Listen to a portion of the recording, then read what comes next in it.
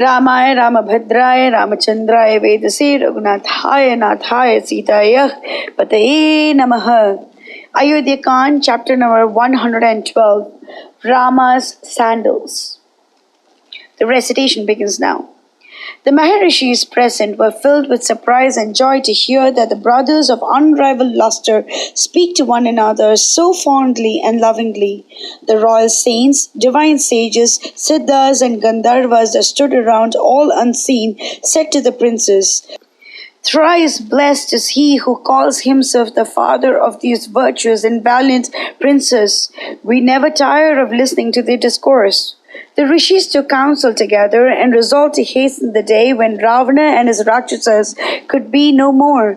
They said to Bharatha, "Dear prince, whom high lineage, wisdom, purity, and fame vie in crowning, if you desire to secure the highest good to your father, follow the counsel of Rama." Dasharatha discharged his debts to Kaikeyi and earned long eons of heaven life. We would even have Rama quit off all his debts to Dasharatha. It gladdened the heart of Raghunatha to hear them say so, and they departed to their abodes, duly honored of him. Bharatha was well nigh broken-hearted at the failure of his earnest prayers. Trembling like a leaf, he clasped hands of appeal and cried, "Brother, I pray you accede to my entreaty, bearing in mind the heavy responsibility of a kingdom and the traditions of our house. I cannot rule over this vast empire all alone, unaided, nor can I hope to gladden the hearts of our subjects that have gone after you. Our kinsmen, friends, and troops pray for you as farmers pray for the welcome rains. Guide the storm-tossed vessel of state into the heaven of safety. It is nothing for you to rule over this broad earth." Every means, every expedient, every ruse that he knew, argument, prayer, entreaty, proved in vain, and Bharata was driven to the last resort of taking refuge with Rama. He fell at his feet and prayed. Was it ever known to go for nothing? But Rama had to slay Ravana in consequence of the prayer of the Devatas. He was ready to lead the 14 years in the Dandaka forest as his father had commanded him, and the likeliest means to bring him nearer to the purpose of his incarnation. Bharata's prayers would be granted next in order, but it was not in him to wait so long. So Rama drew him upon his lap to reconcile him to his disappointment. No sooner did he come into the contact with the divine body of Rama than Bharata clean forgot his grief, his sorrow, and his cares.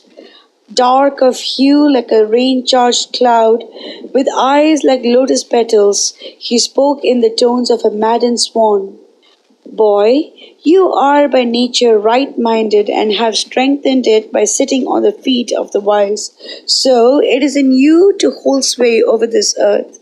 Take heedful counsel with your ministers, governors, friends, and experts."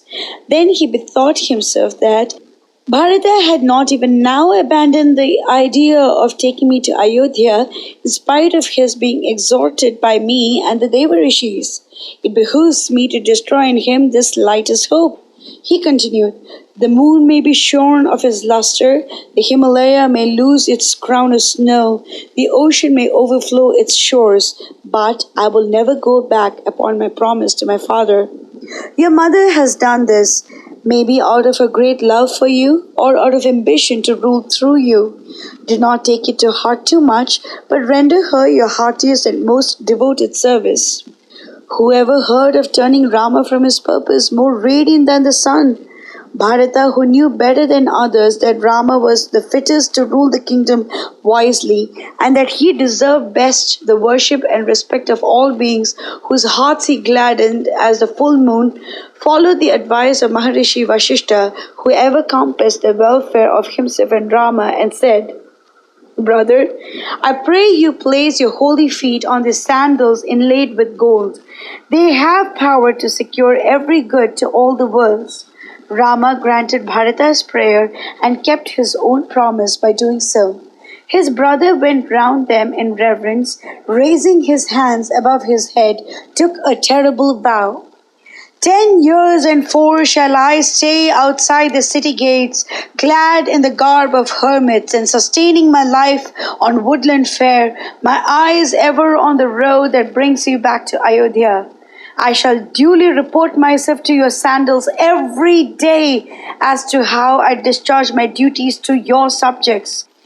If on the first day of the 15th year I see you not here, I enter the blazing pyre. Be it so, replied Rama, and clasped Bharata and Shatrughna to his breast. Bharata, cried he, watch over your mother carefully and serve her humbly. Banish from your heart all anger where she is concerned. Swear it by me and by Sita. He gave them leave to depart, his eyes brimming with tears. Bharata decorated the sandals as well as he could, worshipped them duly, and placed them on the state elephant.